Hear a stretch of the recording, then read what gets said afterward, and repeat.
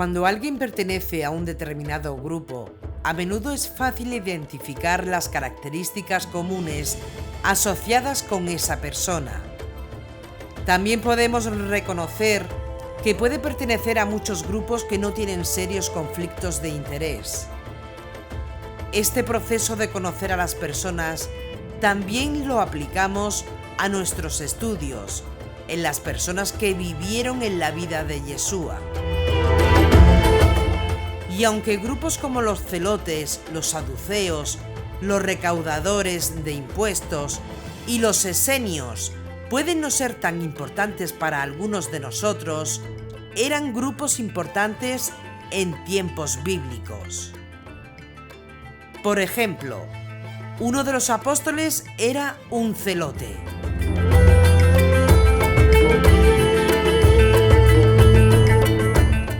Yeshua mismo denunció a los saduceos y enseñó a los publicanos, y Juan el Bautista a veces se describe como similar a los esenios.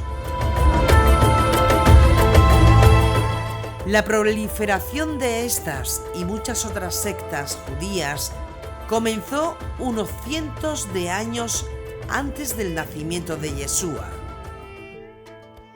Cuando los judíos regresaron a Judea a finales del siglo VI antes de Yeshua, se desarrollaron entre ellos muchas opiniones y sectas políticas, sociales y religiosas.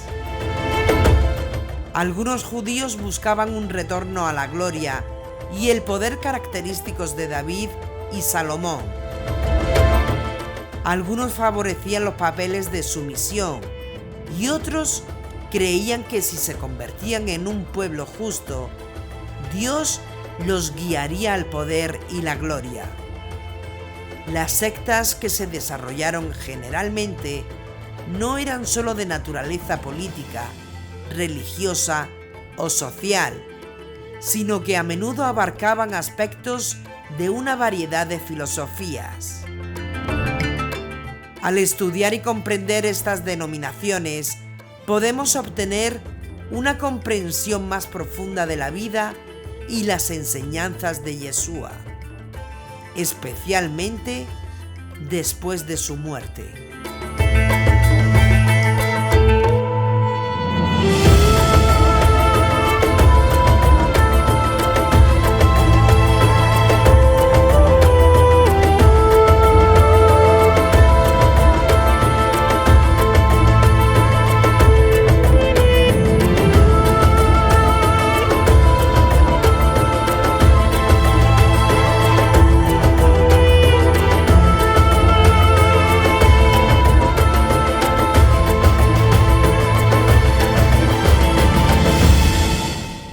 «33 después de Yeshua», capítulo 11, el gran cisma.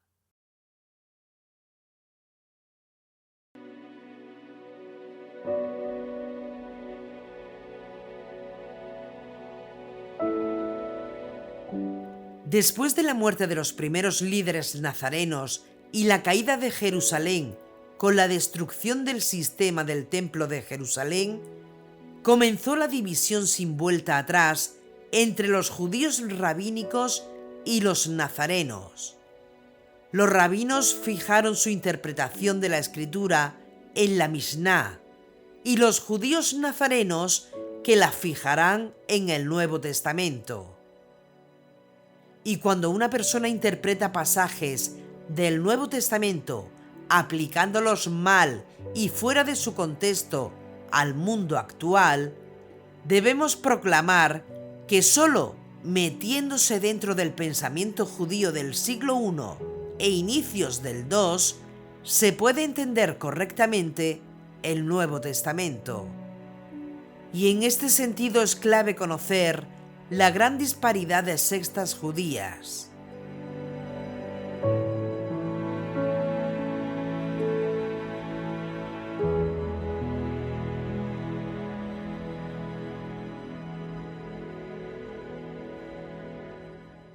Los primeros que vamos a analizar son los samaritanos. En la época de Yeshua, los judíos y los samaritanos eran dos comunidades mutuamente antagónicas, como nos indica Lucas 9, 52 al 56. Los judíos rechazaron a los samaritanos como israelitas, principalmente por motivos políticos y religiosos.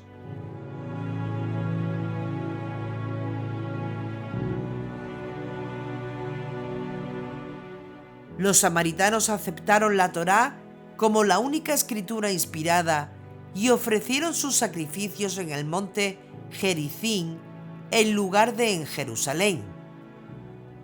Pero estas diferencias religiosas podrían haberse salvado, ya que a otros grupos de Judea se les permitió profesar puntos de vista similares, sin ser excomulgados. La razón principal de la enemistad entre los judíos y los samaritanos fue la división política que partió en dos el reino de Salomón.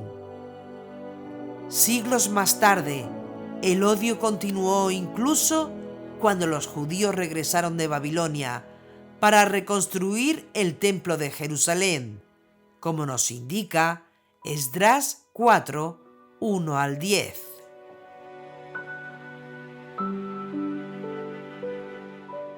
Segunda de Reyes 17 dice que los samaritanos se originaron a partir de una mezcla de personas que vivían en Samaria y otras que emigraron al área, luego de la conquista de Samaria por parte de Asiria en el 721 antes de Yeshua.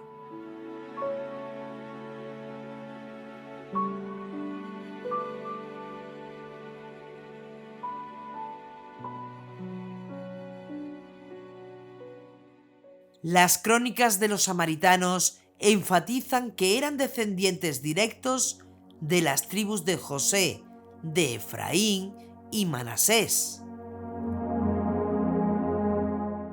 A menudo fueron perseguidos junto con los judíos durante las eras persa y griega, pero obtuvieron un estatus más favorable que los judíos cuando los romanos obtuvieron el control de Judea. Más tarde, los romanos ayudaron a los samaritanos a reconstruir su templo para recompensarlos por luchar contra los fanáticos judíos. Otra señal de la influencia samaritana durante el tiempo de Yeshua es evidente en el hecho de que Herodes, el rey de los judíos, gobernó desde una capital samaritana y tenía una samaritana como una de sus esposas. Después de que los romanos expulsaran a los judíos de Jerusalén, los samaritanos permanecieron en Palestina, donde mantuvieron sus comunidades durante las eras cristiana y musulmana.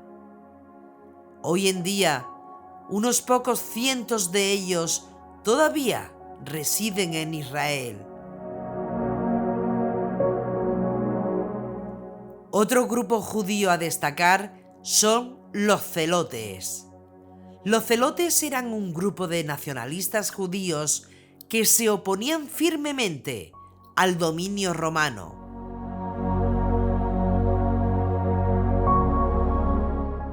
El movimiento celote surgió de la acción de Judas el Galileo, quien creía que la teocracia debía ser la ley de la tierra y los judíos no debían pagar tributo a Roma, ni reconocer al emperador. Evidentemente, Judas murió reprimiendo esta rebelión, como nos indica el Nuevo Testamento.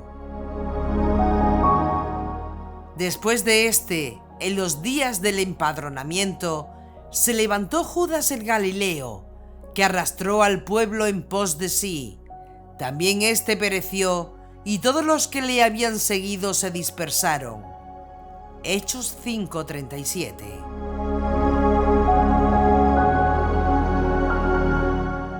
Sus seguidores se adentraron en el desierto, donde libraron una resistencia guerrillera contra los romanos.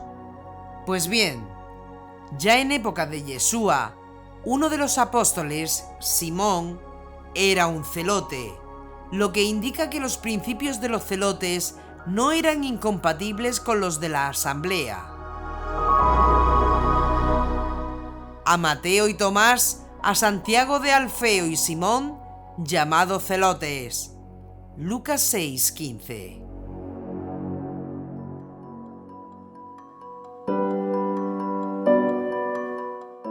Más tarde se asoció a Yeshua con las actividades de los celotes en su juicio romano, cuando su destino se relacionó con el de Barrabás, quien había encabezado una reciente insurrección contra los romanos. Posteriormente, Yeshua fue crucificado entre dos ladrones, lestai.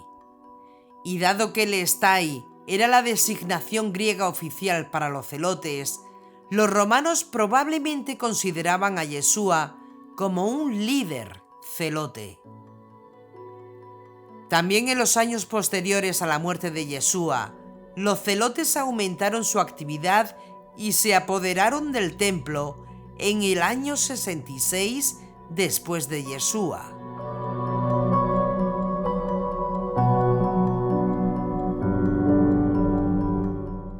Los romanos sofocaron la rebelión por la fuerza y destruyeron Jerusalén y el templo en el año 70 después de Yeshua. Poco después, los celotes hicieron su última y fatídica resistencia contra el dominio romano, mientras defendían su guarnición en Masada, manteniendo a raya al ejército romano durante más de un año.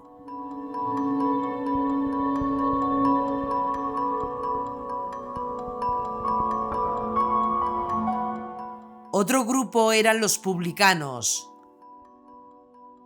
Originalmente, los publicanos eran hombres que servían en las obras públicas o cultivaban tierras públicas para el gobierno romano. Más tarde, se hicieron conocidos como recaudadores de impuestos que obtenían sus ganancias del exceso de impuestos que recaudaban. El derecho a recaudar impuestos se vendió en subastas públicas a corporaciones privadas de publicanos que ofrecieron la oferta más alta. Dado que los publicanos eran judíos nativos de Judea, la mayoría de los grupos judíos los detestaban, los condenaban al destierro y a menudo los excomulgaban. Pero, por ejemplo, algunos publicanos como Mateo recibieron las buenas nuevas muy fácilmente y por eso Yeshua se relacionó con ellos con frecuencia. Otro grupo eran los escribas. Los escribas realizaron servicios de escritura y lectura para muchos que no sabían leer ni escribir. Los escribas judíos conocían bien las leyes de Moisés, lo que los convirtió en los consejeros legales espirituales de la época. Otro dato que algunos no conocen es que la mayoría de los escribas eran fariseos, y por eso Yeshua se refirió a ellos con frecuencia en relación con los fariseos. Aunque claro, otros estaban afiliados a los saduceos y otros grupos religiosos.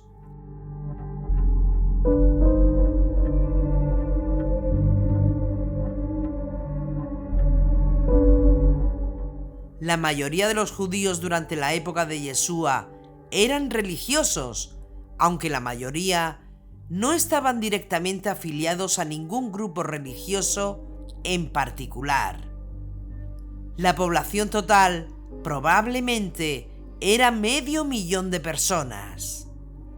Y Josefo registró que 6.000 eran fariseos, 4.000 eran esenios, y los saduceos no eran muy numerosos. Así que, aunque la mayoría de los judíos estaban influenciados por los grupos diferentes que existían, no estaban afiliados a ellos.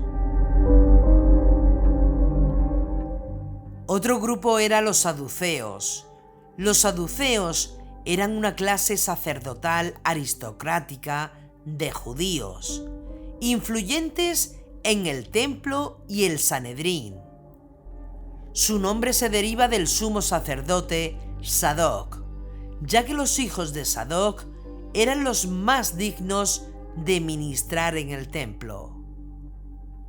Este grupo se originó cuando los elementos más ricos de la población se unieron durante el periodo helenístico. Un grupo sacerdotal conservador aglutinaron doctrinas más antiguas y siempre se opusieron a los fariseos, tanto política como religiosamente. Aunque ambos grupos creían en la Torá, los fariseos aceptaban la ley oral, mientras que los saduceos se negaban a aceptar nada que no estuviera escrito en la Torá. Los saduceos estrictos cuestionaron la existencia del espíritu y el concepto de castigos y recompensas en la vida después de la muerte, y negaron la doctrina de la resurrección física, cosa que criticó Yeshua mismo.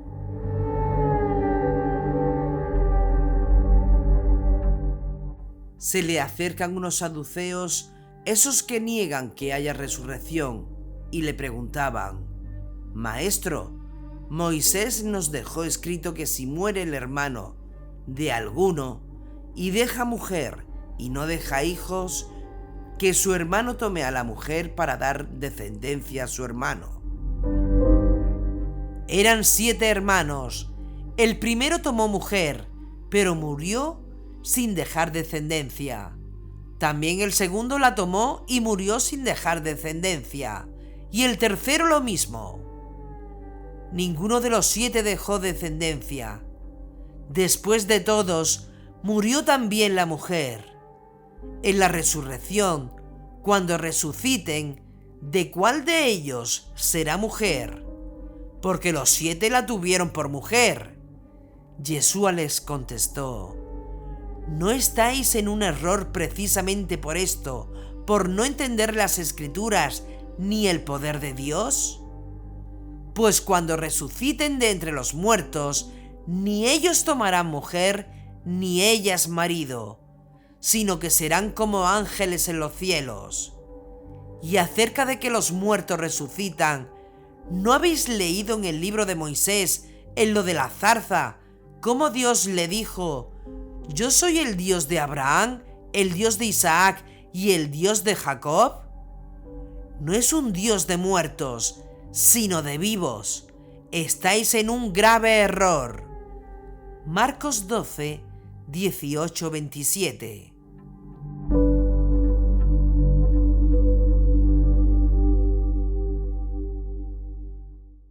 Estaban hablando al pueblo cuando se les presentaron los sacerdotes, el jefe de la guardia del templo y los saduceos, molestos porque enseñaban al pueblo y anunciaban en la persona de Yeshua la resurrección de los muertos. Hechos 4, 1-2.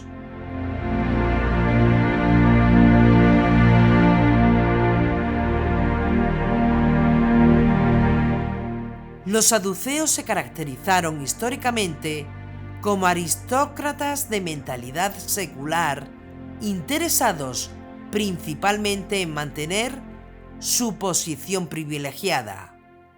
Y tanto Juan el Bautista como Yeshua denunciaron enérgicamente a los saduceos, que también eran impopulares entre la gente común de la que se mantenían apartados. Su fuerza estaba en el control del templo, y cuando fue destruido en el año 70, dejaron de existir como una fuerza política o religiosa viable entre los judíos.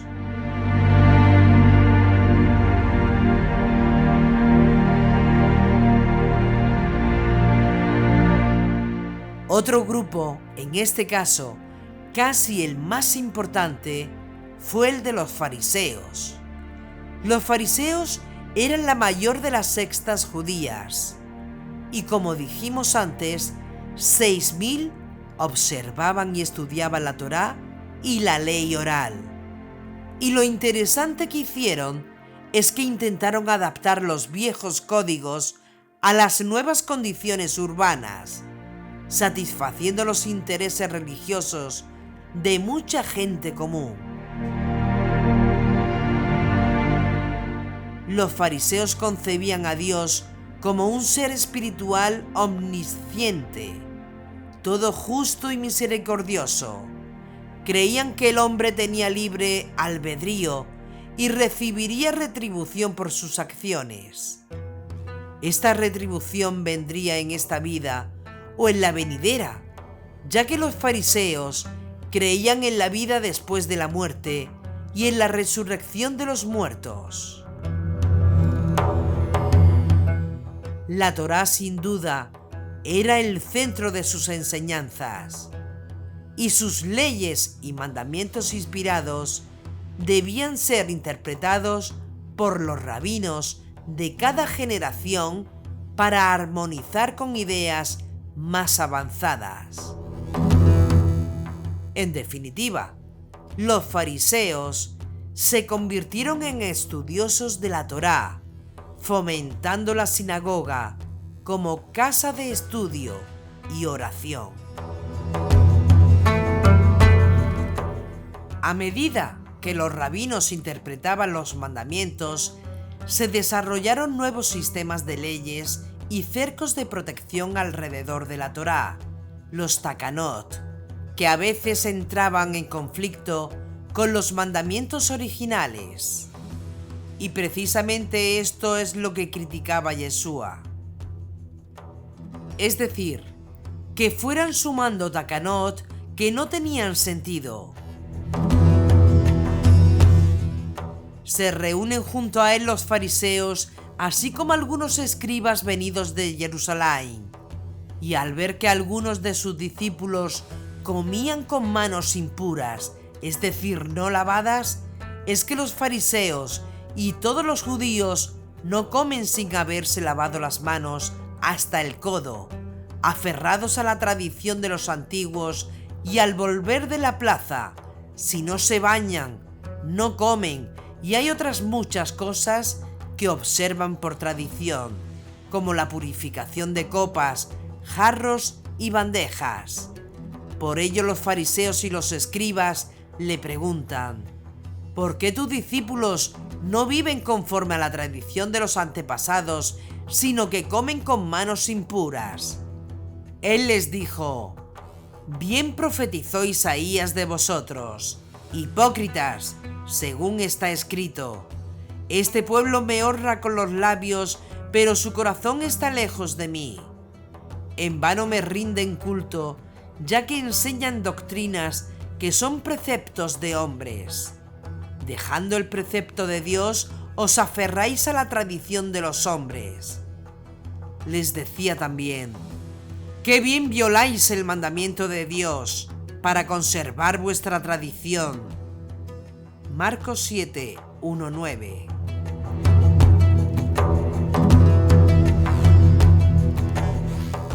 ¿Esto quiere decir que todos los cercos de protección estaban mal?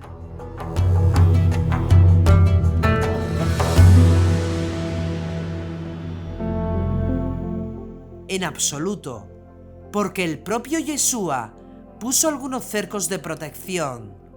Por ejemplo, cuando dijo: ¡ay del mundo por los escándalos! Es forzoso, ciertamente, que vengan escándalos, pero ay de aquel hombre por quien el escándalo viene. Si pues tu mano o tu pie te es ocasión de pecado, córtatelo y arrójalo de ti. Más te vale entrar en la vida manco o cojo, que con las dos manos o los dos pies ser arrojado en el fuego eterno. Y si tu ojo te es ocasión de pecado, sácatelo y arrójalo de ti. Más te vale entrar en la vida con un solo ojo, que con los dos ojos ser arrojado a la gehenna del fuego. Mateo 18, 7, 9.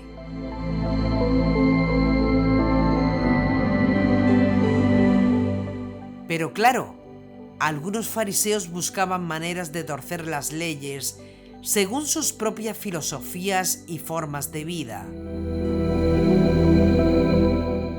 Si Yeshua criticó públicamente a los fariseos, tenemos que dejar claro que Yeshua no condenó sus creencias, sino su manera hipócrita de vivir que violaba los ideales que enseñaban. Entonces Yeshua se dirigió a la gente y a sus discípulos y les dijo: en la cátedra de Moisés se han sentado los escribas y los fariseos. Haced pues y observad todo lo que os digan, pero no imitéis su conducta, porque dicen y no hacen. Atan cargas pesadas y las echan a las espaldas de la gente, pero ellos ni con el dedo quieren moverlas. Mateo 23, 1, 4.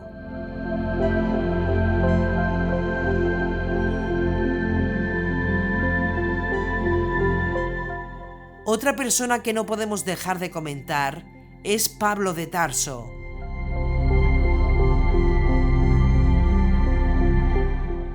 Pablo era fariseo y fue instruido por uno de los eruditos más eminentes de la sexta, concretamente Gamaliel de Jerusalén.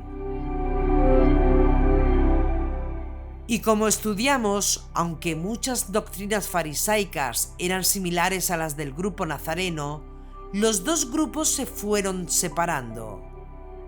Pasado el tiempo, algunos cristianos se negaron a simpatizar con los judíos que no se convirtieron al cristianismo, mientras que muchos judíos no pudieron apreciar el celo cristiano ni creer en sus enseñanzas.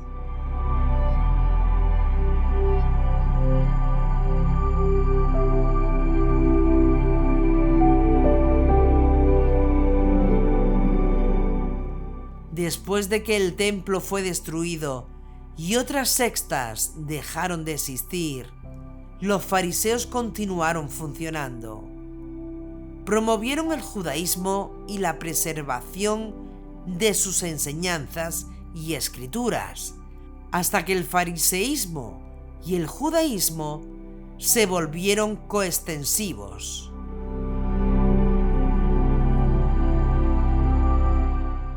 Otro grupo que existió fue la comunidad de Qumran y los esenios.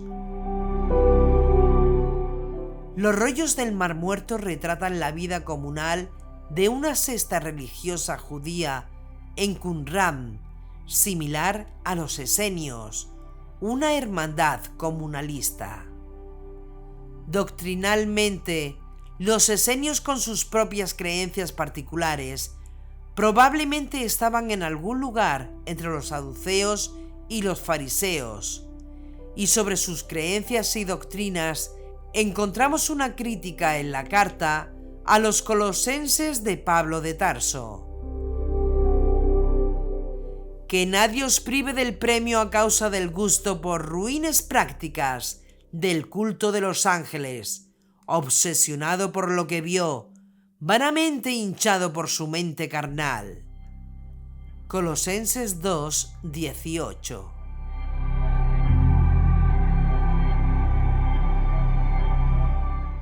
Al igual que los saduceos, afirmaron presuntuosamente ser los verdaderos sacerdotes de Dios y los descendientes de Sadoc. Y como los fariseos se llamaban a sí mismos los santos o puros. Los esenios creían en la inmortalidad del alma, pero rechazaban la idea de la resurrección corporal. Los esenios consideraban corruptas las prácticas religiosas en las sinagogas y el templo, y por esa razón se fueron al desierto de Judea y organizaron comunidades y hermandades en las que estudiaron con celo las Escrituras y procuraron practicar la justicia hacia los hombres. Muchas prácticas en Qumrán eran similares a las de los nazarenos y bautistas. La iniciación en la comunidad implicaba un bautismo y un baño ritual que se realizaba diariamente en relación con una comida en la que un sacerdote daba bendiciones especiales sobre el pan y el vino. Juan el Bautista probablemente sabía de esta secta y de los esenios, ya que vivía, predicaba y bautizaba cerca de Qumrán.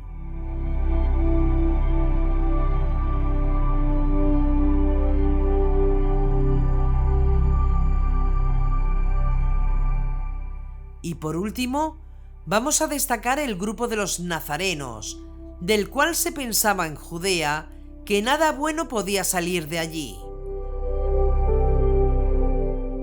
Felipe se encuentra con Natanael y le dice: «Ese del que escribió Moisés en la ley y también los profetas lo hemos encontrado, Yeshua, el hijo de José, el de Nazaret». Le respondió Natanael: «¿De Nazaret puede haber cosa buena?».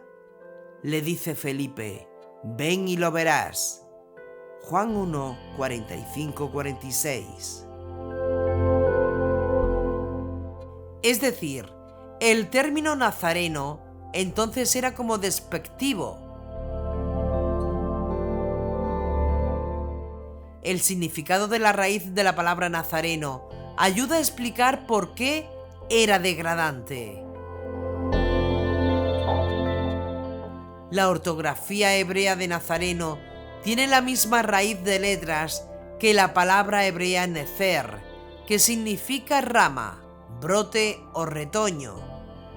Mateo lo cambió a un título de honor cuando se refirió a la profecía mesiánica de Isaías 11:1, hablando de una rama nezer que brotaría de las raíces de Isaí. Saldrá un vástago del tronco de Jesé y un retoño de sus raíces brotará. Reposará sobre él el espíritu de Adonai, espíritu de sabiduría e inteligencia, espíritu de consejo y fortaleza, espíritu de ciencia y temor de Adonai. Y le inspirará en el temor de Adonai. No juzgará por las apariencias, ni sentenciará de oídas. Juzgará con justicia a los débiles y sentenciará con rectitud a los pobres de la tierra. Herirá al hombre cruel con la vara de su boca, con el soplo de sus labios matará al malvado. Isaías 11, 1-4. Aparentemente los primeros judíos creyentes en Yeshua fueron llamados nazarenos, ya que Pablo fue acusado de ser un líder de esta secta, como vemos en el Nuevo Testamento. Hemos encontrado esta peste de hombre que provoca altercados entre los judíos de toda la tierra y que es el jefe principal de la secta de los nazoreos. Hechos 24:5.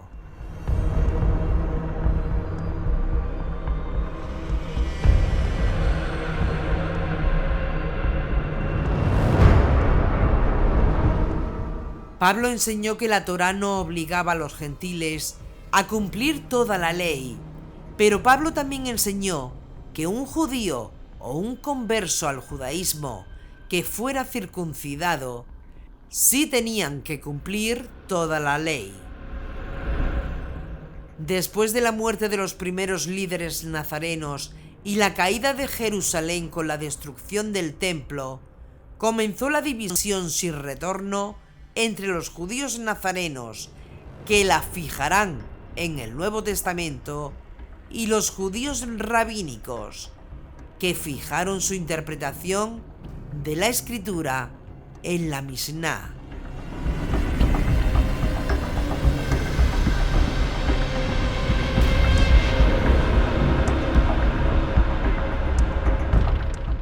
La división entre el judaísmo y el cristianismo no se produjo de manera simple o rápida. Fue un proceso complejo que duró unos 100 años a partir de la crucifixión de Yeshua y que tuvo diferentes causas y efectos según se mire desde el punto de vista del judaísmo o del judeocristianismo.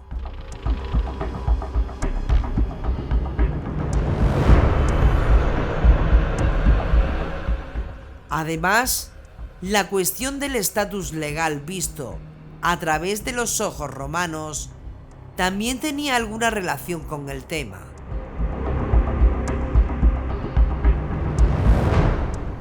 Desde el punto de vista del judeocristianismo, el cisma no es difícil de rastrear.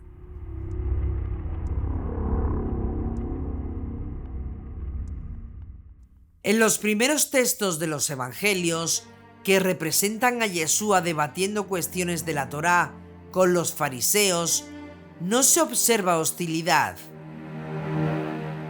Y ya hemos estudiado que eso era normal en aquella época.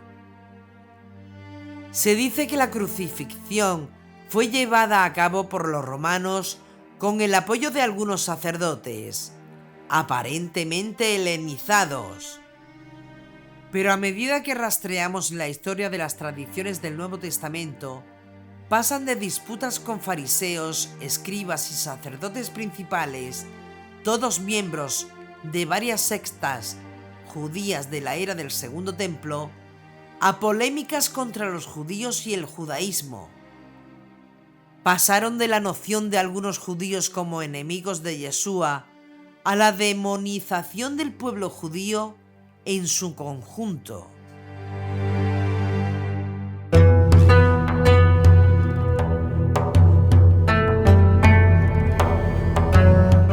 En algún momento del primer siglo, los redactores del Nuevo Testamento decidieron claramente que ya no formaban parte del pueblo judío. Por lo tanto, describieron a Yeshua discutiendo con todos los judíos y no solo con algunos, como sería apropiado para una disputa judía.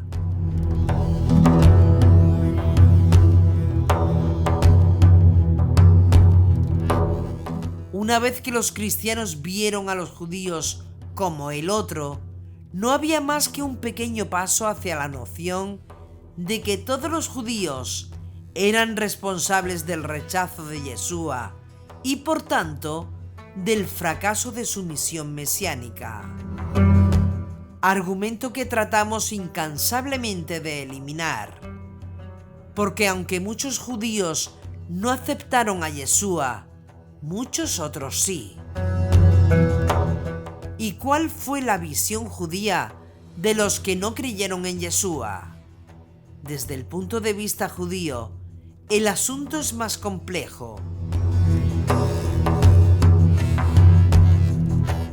En ese momento, el judaísmo tanaítico, el de los primeros sabios rabínicos caracterizado por el surgimiento de la ley oral, ya era la forma dominante del judaísmo, ya que los fariseos habían surgido de la revuelta contra Roma como la principal influencia dentro de la comunidad judía.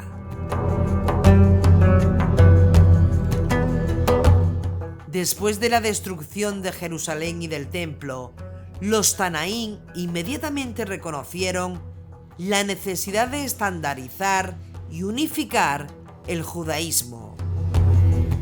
Y uno de los primeros pasos fue estandarizar las 18 bendiciones que, junto con el Shema, constituían el núcleo de las oraciones diarias.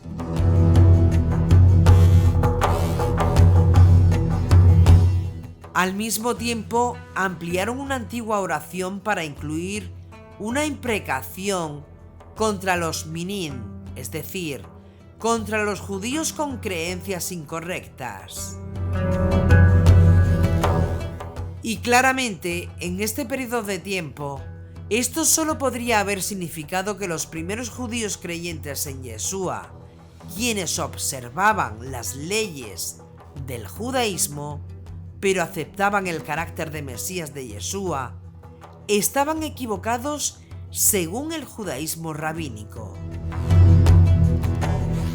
Aunque los rabinos continuaron considerando judíos a los primeros creyentes judíos en Yeshua, reformularon esta oración para expulsarlos de la sinagoga, como lo atestiguan el Evangelio de Juan y los padres de la Iglesia.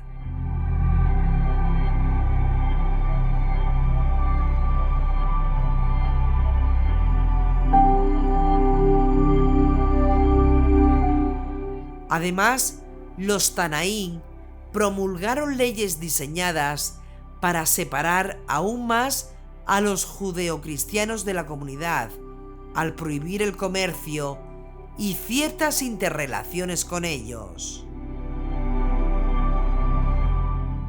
A partir de ahí es posible rastrear el proceso de separación desde finales del siglo I después de Yeshua hasta el periodo de la revuelta de Bar Kokhba en el año 132-135 después de Yeshua, cuando los Tanaín prohibieron los escritos de los primeros nazarenos, declarando que todos los rollos o textos con nombres divinos copiados por los nazarenos no tenían santidad. Claramente, esa fue una polémica contra los evangelios. ¿Y por qué esencialmente ocurrió eso? En la época de Pablo, alrededor del año 60 después de Yeshua, se había tomado la decisión de abrir el judaísmo a los gentiles, y los Tanaín se encontraron gradualmente con grandes confrontaciones con los nazarenos, cuyos miembros, con el tiempo, no eran judíos desde el punto de vista de la halajá, la ley judía. ¿Por qué? Porque el grupo nazareno se llenó de gentiles. Para los rabinos no eran judíos y además, según ellos, tenían puntos de vista incorrectos sobre el Mesías y además afirmaban ser el verdadero Israel.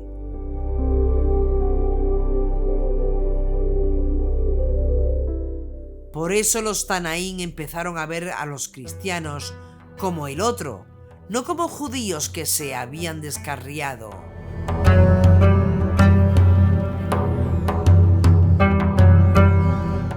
Este proceso se completó en el periodo Bar Kokhba, porque hubo un breve periodo de soberanía judía que siguió a la revuelta de Shimón Bar Kokhba contra los romanos en el año 132 después de Yeshua. Para esa época, los judíos creyentes en Yeshua casi habían sido sumergidos en el olvido, mientras que el cristianismo gentil había ganado ascendencia.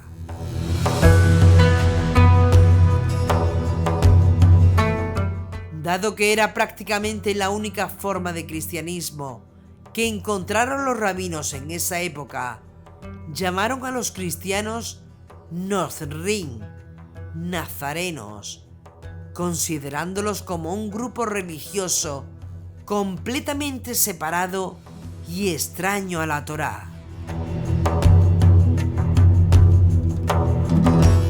Y a causa de lo que hemos estudiado en los capítulos anteriores, el judaísmo rabínico hizo toda clase de esfuerzos para denigrar a Yeshua y borrarlo de la historia.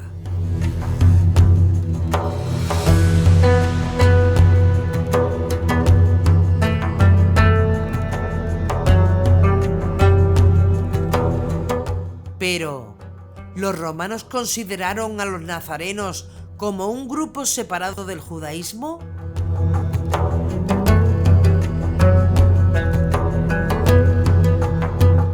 Al principio, los romanos consideraban a los nazarenos como parte del pueblo judío, porque de hecho lo eran.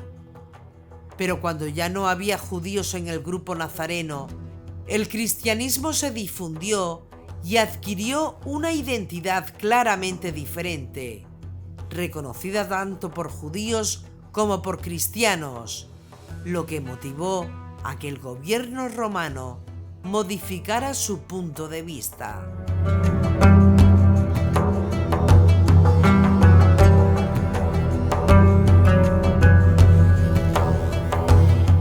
El emperador Nerva, en el año 96-98 después de Yeshua, liberó a los cristianos, probablemente incluidos los judíos creyentes en Yeshua, del pago del fiscus judaicus, el impuesto de capitación judío decretado como castigo tras la revuelta del año 66-73 después de Yeshua.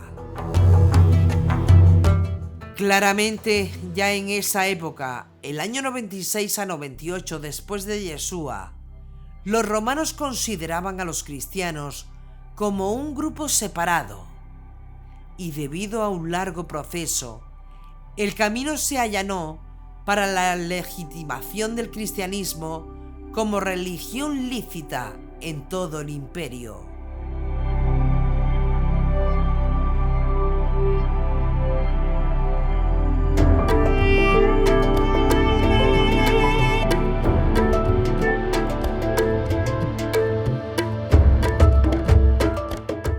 Y como estudiamos en la historia detrás del Mesías, el declive de los antiguos cultos paganos, junto con el tremendo éxito del cristianismo, condujo finalmente a la aceptación de la nueva fe como religión oficial del Imperio Romano en el año 324 después de Yeshua, lo que trajo una nueva era en todo el mundo.